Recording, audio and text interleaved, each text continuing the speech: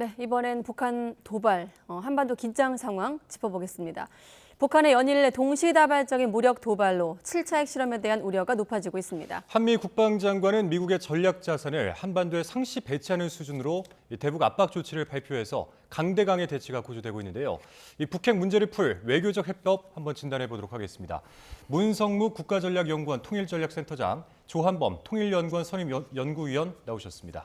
안녕하세요. 네, 안녕하십니까. 네, 이번 주 YTN 통해서 두 분의 어떤 해설을 계속 듣고 있는데 국가 애도 기간에 북한이 이례적으로 동시다발적인 무력 시위에 나서고 있습니다. 잠깐 정리해보면 구형 미사일 포함해서 최소 30발 이상 미사일을 발사했고 어제 같은 경우는 무력 시위 성격의 군용기 집단 비행까지 감행을 했습니다. 일단 북한의 의도부터 한번 여쭤볼까요? 네. 9월을 기점으로 북한의 도발의 양상이 완전히 달라졌고요. 네. 9월은 핵 교리를 법제화했고 또 김정은 위원장이 전술핵 운영 부대를 7군데나 방문을 했고 실제로 모의 핵탄두를 사용을 해서 남한을 공격하는 훈련을 했어요. 그걸 언론 매체 보도했습니다. 그때부터 도발 가능성을 계속 그때부터 도발 양상이 바뀌었어요. 이제 과거에는 한미가 고강도의 훈련을 하거나 아니면 전략 자산을 전개할 때는 좀 잠잠했거든요. 왜냐하면 북의 재래 시설력이나 이런 대응 능력이 약하니까. 근데 지금은 오히려 더 공세적으로, 그다음에 한미의 군사적 대응에 대해서 매번 강화된 양상의 무력 시위나 도발을 하고 있거든요. 이렇게 보면 북한이 9월 실전 배치된 핵무기를 지렛대로 전략적으로 공세적인 전략으로 전환을 했다. 따라서 이건 일시적인 현상이 아니고 향후에도 이런 패턴이 계속 반복되는 지루한 흐름이 이어질 것 같고요. 그러니까 한국군이 군사적 대응을 했는데 북한이 조용한 일은 앞으로는 기대하기 어려울 거예요. 꼭 마지막에 자기들이 한 번 더 하고 나서 끝내는 그런 패턴으로 갈 가능성이 높아요. 그 주고받다가 마지막은 북한 도발로 갈 것이다. 자기들이 항상 군사적 우위에 있다는 명분을 자꾸 그만두지 자기들이 우리 군사적 압력에 밀리는 모습은 보이기 싫어할 거예요. 우리 센터장님께서는 어떻게 보십니까? 네, 조 박사님이 정확하게 진단을 해주셨는데 결국 북한이 핵을 개발하고 핵미사일 역량을 고도화하고 이렇게 하는 것은 그들이 원하는 그 노림수가 있는 거거든요. 기본적으로 미국을 향해서는 적대시 정책, 대북 적대시 정책을 폐기하라 이런 요구를 해왔고요. 이중 기준을 철회하라 이런 요구를 해왔습니다. 적대시 정책이라고 하는 것은 북한이 구체적으로 정의하지는 않았지만 그동안 주장한 내용을 종합해 보면 결국 한미연합연습 중단하려는 거예요. 그다음에 주한미군 철수하라는 거. 주한미군 얘기 좀 많이 안 하지만 특히 한미연합연습을 시비하고 있거든요. 9월부터 하면 미국 로널드 레이건 호가 한반도에 수년 만에 처음으로 와서 들어왔죠. 우리 한미연합해상훈련, 한미일 대잠훈련이 있었죠. 그리고 우리 한국군 단독의 호국훈련이 있었습니다. 호국훈련 직후에는 이제 4년여 만에 이제 과거의 비질런트 에이스 이름을 바꿨죠. 비질런트 스톰. 이건 북한으로서는 매우 싫어하는 그런 훈련이죠. 그러니까 9월 말 이후에 북한이 도발을 하고 북한 매체를 통해서 외무성 대변인 또는 박정천의 입을 통해서 나온 얘기를 보면 한미연합연습은 북한을 공격하기 위한 것이다. 그렇기 때문에 우리의 대응은 정당한 것이다.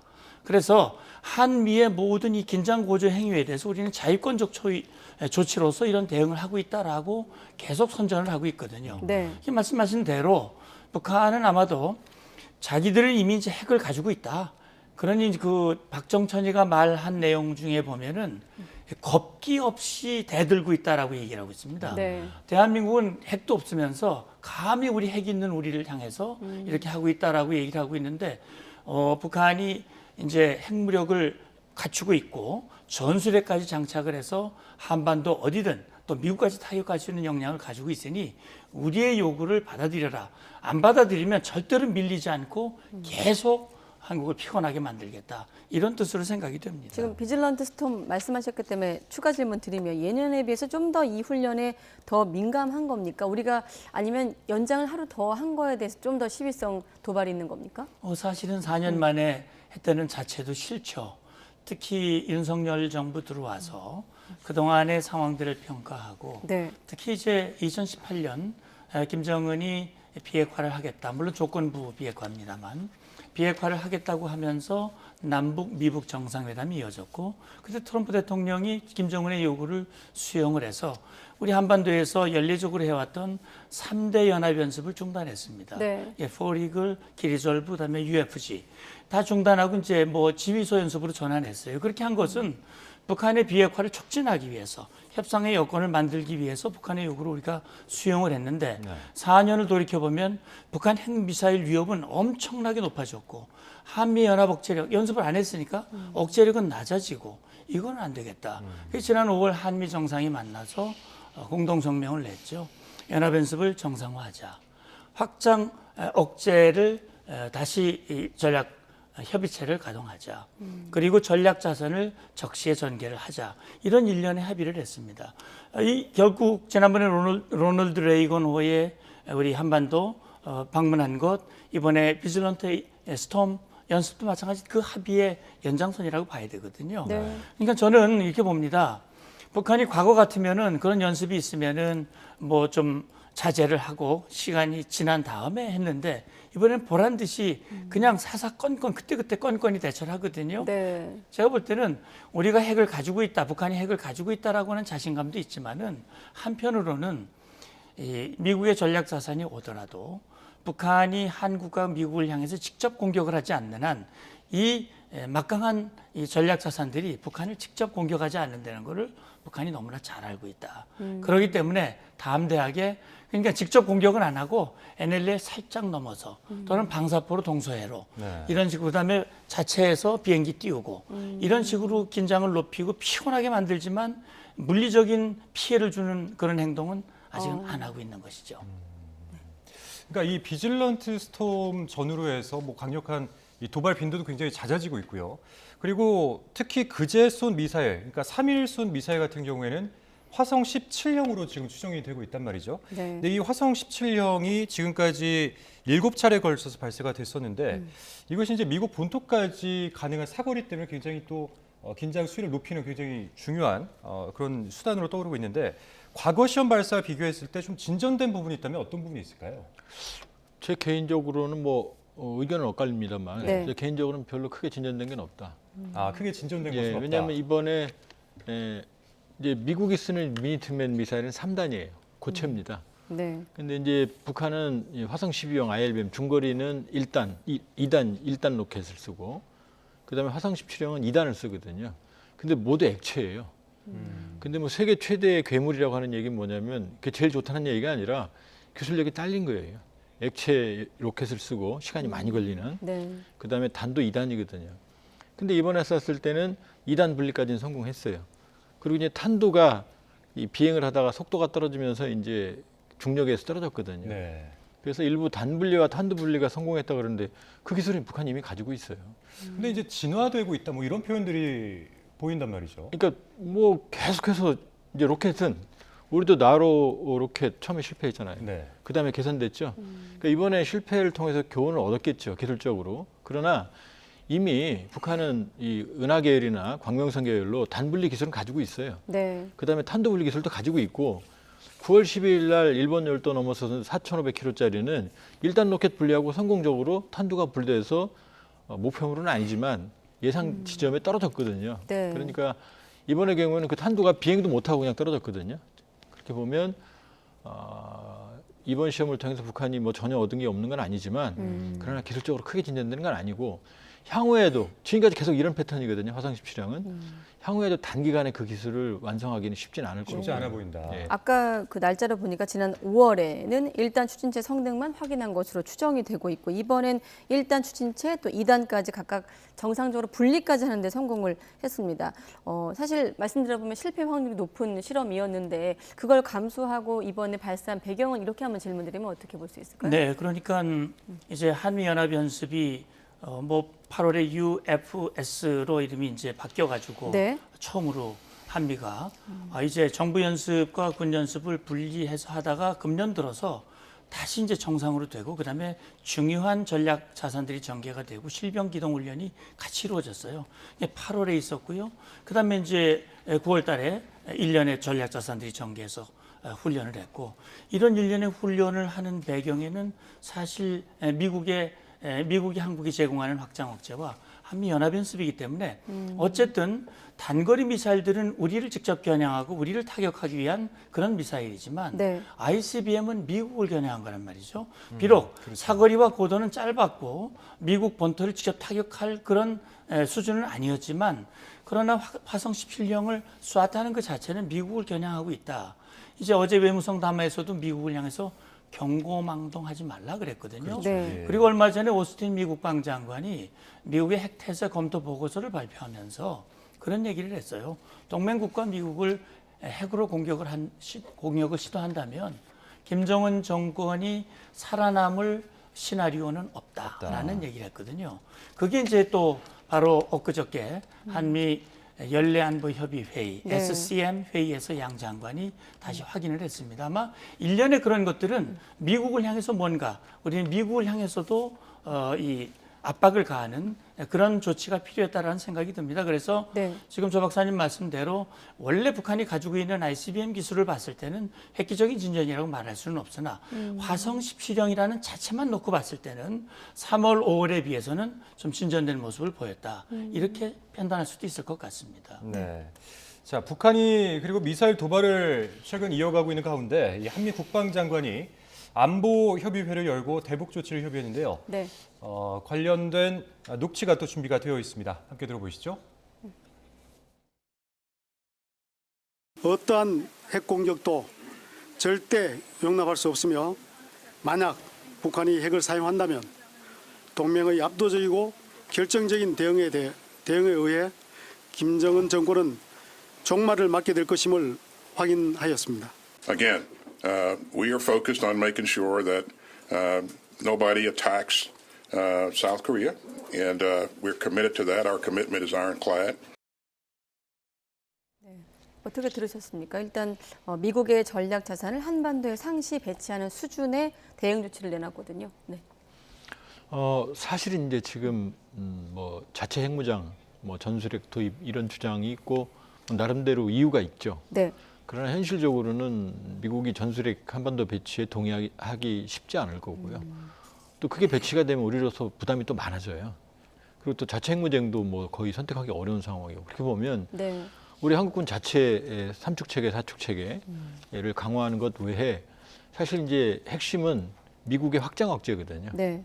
그런데 만일에 전략 자산들이 상시 배치돼 있으면 전술핵이 와 있는 거하고 똑같은 효과거든요. 그러니까 여러 가지 상시 배치는 수준은 예를 들면 동해안에 물속이 있지만 여기 미국의 전략 잠수함이 와 있으면 바로 그 옆에 있는 거거든요. 네. 예를 들면 아니면은 주기적인 한반도 상공으로 전략 폭격기라든지 순환 비행이라든지 그렇기 때문에 지금 과거에 비해서 이 SCM 연례안보협의회에서 나온 게 좀 진전된 게 상시 배치 수준이라는 표현이 들어갔고요. 안 그래도 여쭤보려고 했는데 상시 배치 수준이라고 하니까 일각에선 순환 배치와 같은 말이다 이렇게 해석도 하는데 어떻게 보십니까? 이제 순환 배치는요. 어떤 차이가 있는 겁니까? 순환 배치는 한반도 지형에 익숙하기 위해서 예. 미 본토에 있는 부대가 수시로 번갈아가면서 오는 거예요. 네. 이건 주로 전술 무기들입니다. 근데 전략 상시 무기는 배치. 예. B1B나 B52나 그다음에 B2 스피릿이나 아니면 네. 항공모함이나 전략 잠수함인데 이걸 상시 배치하기는 어려워요. 그러니까 이런 것들이 예를 들면 동해안에 핵잠수함이 와 있다거나 네. 아니면 떠나면 이 전략 폭격기가 온다거나 아니면 떠나면 레이건 항모가 온다거나 이런 식으로 해서 끊임없이 전략 자산이 한반도에 상주하는 이런 개념인 거지. 네. 이걸 뭐 그 한반도에 상주 배치나 그거는 뭐 그 옵션은 아닙니다. 그렇군요. 실제 이제 공동성명에 보면 이제 공동성명 19개 항인데 그 중에 네. 3항에 보면 이렇게 표현이 돼 있어요. 북한 핵미사일 위협을 억제하고 대응하기 위해서 이 동맹의 능력, 그러니까 이 핵 운용 과정에서 정보를 공유하고 협의 절차와 공동 기획 실행을 강화해 나간다. 이렇게 얘기를 하고 있는데 전략자산 배치에 대해서는 적시적이고 조율된 방식으로 이런 표현을 쓰고 있거든요. 네. 그러니까 북한 위협이 고도화되고 우리에게 정말 가시적인 위협이 된다고 판단됐을 때 적시적으로 그다음에 이걸 조율된 방식은 어느 일방이 일방적으로 선택하는 것이 아니라 서로 조율을 해서 한다는 얘기인데 제가 볼 때는 아마 말씀하신 대로 전술핵을 한반도에 배치하는 것은 여러 가지 문제가 있기 때문에 미국도 부담이고 우리도 부담일 수 있습니다. 따라서 그것보다는 미국의 전략 자산이 상시 배치하는 거나 다름없는 북한이 언제 우리를 공격하더라도 즉각 대응할 수 있는 우리는 맞춤형 억제 전략이라는 걸 가지고 있거든요. 네. 그래서 사실 맞춤형 억제 전략이 있었지만 지금 작년 금년 들어서 북한의 이 위협이라든지 상황이 달라졌기 때문에 이 전략을 수정을 하기로 했습니다. 적어도 내년까지는 초까지는 수정을 하고 과정에 모두 함께 작업을 하고 수정된 전략을 가지고 이제 TTX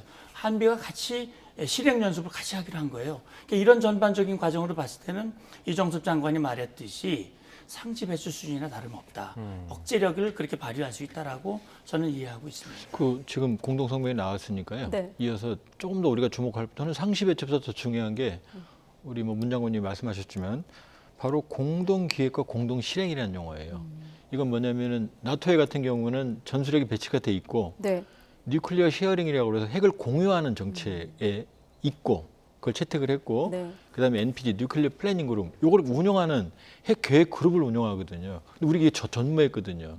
그런데 지금 여기서 공동 기획하고 핵 무기 운용에 대해서 네. 공동 실행한다는 얘기는 나토와 같은 핵 공유와 핵 계획 그룹은 아니지만 그와 유사한 형태의 포맷을 지금 가지고 간다는 얘기거든요. 네. 그러니까 상시 배치와 함께 저는 이게 더 크다. 그러니까 EDSG 이 고위급 전략 협의체라는 것을 운영을 하는데 네. 그걸 더 단계를 상위권으로 한 단계 더 고양시키겠다는 얘기거든요. 그러니까 이 부분을 어떻게 만일에 실적으로 가동을 한다 그러면 네. 확장 억제의 제도적 실효성이 좀 더 커지는 거죠. 네, 두 분의 말씀을 정리해 보면 여권을 중심으로 나온 전술핵 재배치는 좀 현실적으로 어려워 보이고 다만 지금 말씀하신 대로 한미 협의체를 신설해서 확장 억제를 강화하는 부분 특히나 공동 기획, 공동 실행 부분을 예. 주목해야 된다 이런 말씀이신 것 같네요. 네, 그렇습니다.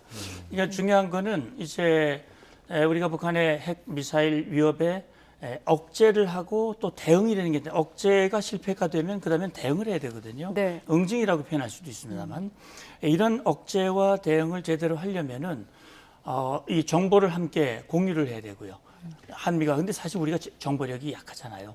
미국은 뭐 북한의 이 일거수일투족을 다 보고 있고 이분이 이정섭 장관이 미국에 가서 했던 행동 중에 두 가지 주목되는 행동이 있는 네. 그 행보가 있었는데 하나는 북한의 미국의 정보지리국이에요. 그러니까 북한을 아주 속속 들여다볼 수 있는 그 정보지리국을 처음으로 방문했습니다. 그 미국이 파악한 그 정보를 하나하나 다 본 거예요. 다시 말하면 방사포를 쏘는 그 과정을 한눈에 볼 수 있었고요. 네. 두 번째는 B-1B 미국의 그 전략폭격기 그 장면을 오스틴 장관하고 직접 가서 봤습니다. 그러니까는 정보와 전략 자산에 관련된 정보를 공유하고 공동으로 기획하고 그 다음에 이것을 실행하는 TTX 연습을 같이 하고 이렇게 한 것은 비록 전술핵 배치는 아니지만 버금가는 그런 억제와 대응 능력을 구비할 수 있는 이런 전기를 마련했다고 하는 점에서 네. 제가 볼 때는 두 가지 메시지가 있는데 하나는 김정은을 향한 메시지입니다. 절대로 섣불리 사용하려고 생각하지 마라. 종말이란 표현이 예, 종말이라는 표현을 썼기 때문에 말이 아니라 행동으로 옮길 수 있는 장치를 마련했다는 게 하나고 네. 한 가지는 우리 국민 내부에서 미국이 말로만 하는 거 아니야? 신뢰성이 떨어지는 거 아니야? 실효성도 없는 거 아니야? 이런 의구심이 있었지만 확고하다라고 하는 것을 공동 성명은 이건 이행하기 위한 문서이기 때문에 네. 여기서 합의했다고 하는 것은 저는 그런 의미가 있다고 봅니다. 근데 아까 이제 그 전략 핵폭격기 말씀을 하셔서 여쭤보면은 그 B-1B 핵폭격기 랜서라고 하는 핵폭격기가 이제 이번 비질런트 스톰에 합류를 하게 됐습니다. 마지막 날에 과연 여기에서 북한은 어떻게 대응할 것인가 여기에 대한 좀 궁금증이 나오더라고요. 지금 계속 강대강 대치를 하고 있기 때문에. 네, 아마 대응을 하긴 할 것 같아요. 왜 그러냐면 오늘 새벽에 외무성 담화, 외무성 담화는 제가 볼 때는 미국을 직접 겨냥하는 것도 있지만은 네. 안보리 공개 회의를 염두에 둔 그런 이 담화일 가능성도 있다고 보는데 그 담화의 말미에 보면 더욱 강력한 조치를 취하겠다라고 말을 했거든요. 아까 조 박사님도 아마 끝내는 거는 그냥 끝내지 않고 자기가 뭔가 좀 보여주고 끝내려고 할 가능성이 있다고 얘기를 했는데 네. 그렇다면 B-1B 랜서가 이게 굉장히 오랜만에 온 거거든요. 이 B-1B 랜서는 뭐 자체적으로 핵 투발을 하지는 않는 걸로 알고 있습니다만 네. 그러나 이 랜서가 괌에서 한반도로 날아오는 그 시간이 굉장히 짧아요. 네. 속도가 빠릅니다. 그리고 스텔스 기능도 일부 가지고 있기 때문에 그래서 북한으로서는 굉장히 부담되는 그런 전략 자산의 하나이고 네. 근데 이것이 비질런트 스톰을 하루 연기한 데다가 거기에 또 그렇죠. 참여했기 때문에 예. 북한으로서는 여기에 대해서 뭔가 또 대응이. 불만의 목소리를 표출해야 되는 불만의 언동을 표출해야 되는 그런 필요가 있을 가능성은 있다고 보는데 네. 과연 북한이 어떻게 할지는 좀 주목하고 대응을 해야 될 것 같습니다. 그 상당히 민감하게 반응할 것 같아요. 민감하게. 왜냐하면 미국의 이제 3대 전략 폭격기가 있거든요. 네.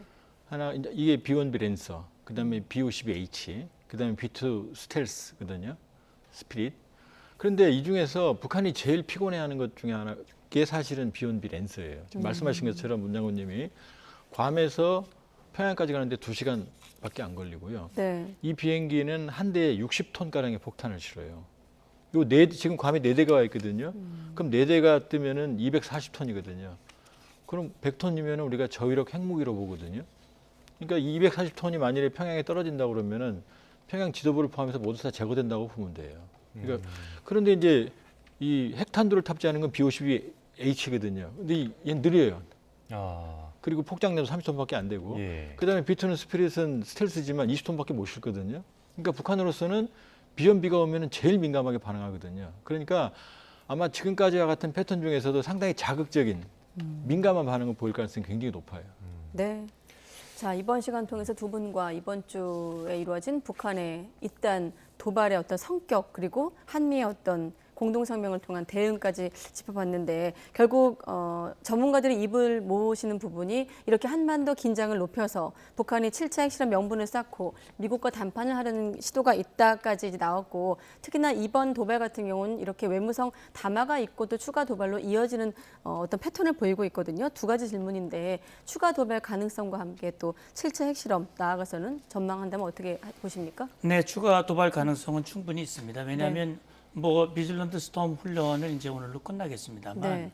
우리 한미가 장관이 합의한 SCM 공동 성명에도 계획된 모든 한미 연합 연습을 정상적으로 추진하겠다라고 얘기를 했고 또 전략 자산이 상시 배치 수준으로 이제 간다고 한다면 네. 북한으로서는 뭐 그걸 그냥 눈 감고 있을 수가 없겠죠. 네. 그런 걸로 보면 1년에 한미의 그런 대비를 명분으로 추가 도발할 가능성이 충분히 있다고 보고요. 네. 7차 핵실험에 대해서는 북한이 필요가 있기 때문에 그동안 준비를 하고 우리가 3월이냐 5월이냐 또는 뭐 이제 11월 8일 이전에 할 것이냐 이런 네. 얘기들이 나왔습니다만 김정은으로서는 여러 가지 많이 재고 있는 것 같습니다.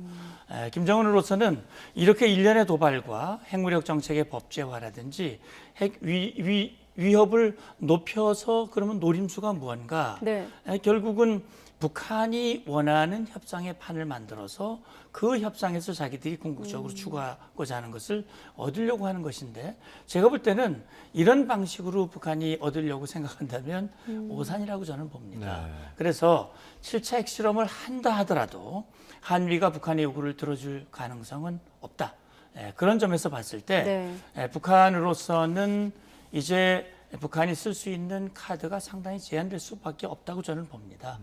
그런 부분에서 우리가 대화의 문을 열어놓고 북한이 대화의 방향으로 선택할 수 있도록 유도하기 위한 그런 노력도 우리의 이 군사적 대비, 우리의 억제와 우리 국민을 지키는 노력과 함께 그런 대비도 한미가 함께 하고 있을 것으로 알고 있습니다. 그리고 또 한 가지가 유엔인데 유엔 안보리가 소집이 됐습니다만 추가 제재 조치 없이 끝났고 기사 제목에서처럼 중국과 러시아가 북한 손을 들어줬거든요. 아까 센터장님께서 김정은 위원장이 재고 있다는 표현을 쓰셔가지고 김정은 위원장은 지금 무엇을 재고 있고 유엔의 어떤 이런 추가 제재 없이 끝난 점과 함께 좀 포함해서 질문 드린다면요. 네. 근데 이제 언론이나 이런 보도에서 북한이 핵실험의 명분을 축적하고 그래도 북한은 명분 안 찾아요.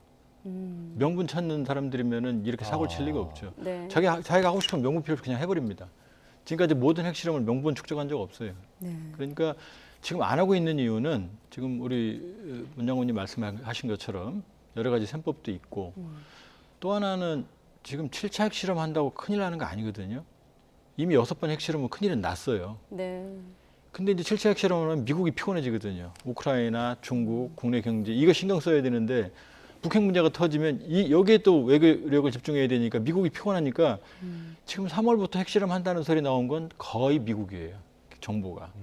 그러니까 북한은 핵실험 한다고 말한 적도 없습니다. 지금까지. 네. 그런데 풍계리 핵실험장을 복구하는 이유는 또 동창리 로켓 발사 복구하는 이유는 2017년으로 돌아간 거예요.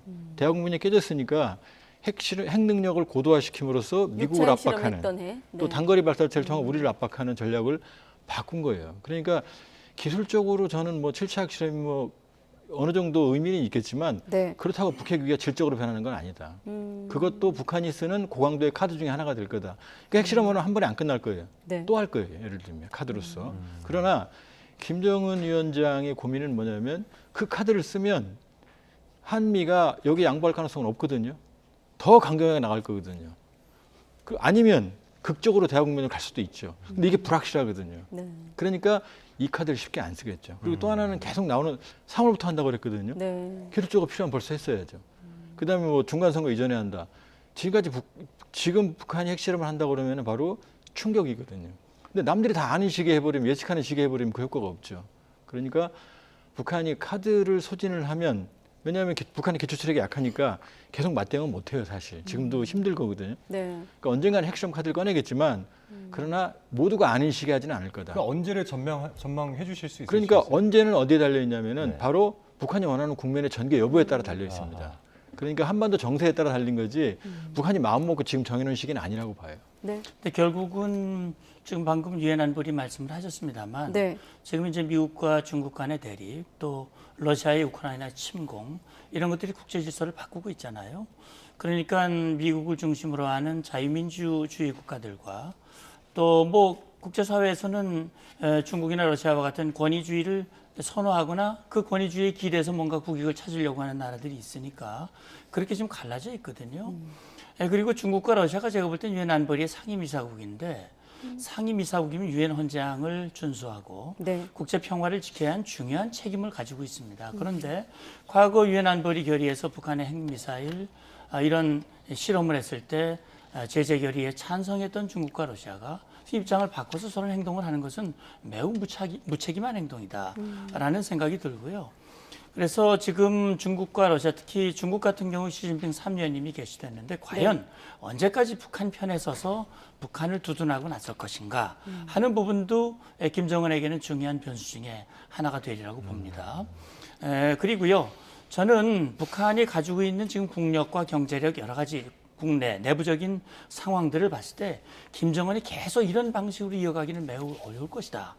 과거에도 북한이 굉장히 어려운 코너에 몰리면 대화에 나옵니다. 네. 2018년이 바로 그런 케이스였고 평창 올림픽을 이용을 했어요. 네. 제가 볼 때는 아마 김정은이 뭔가 그 출구 그 상황이 언제일까를 지금 보고 있을 것이라고 보고 우리도 그 부분에 대비한 그런 대비책을 함께 논의하고 준비할 필요는 있다고 봅니다. 네.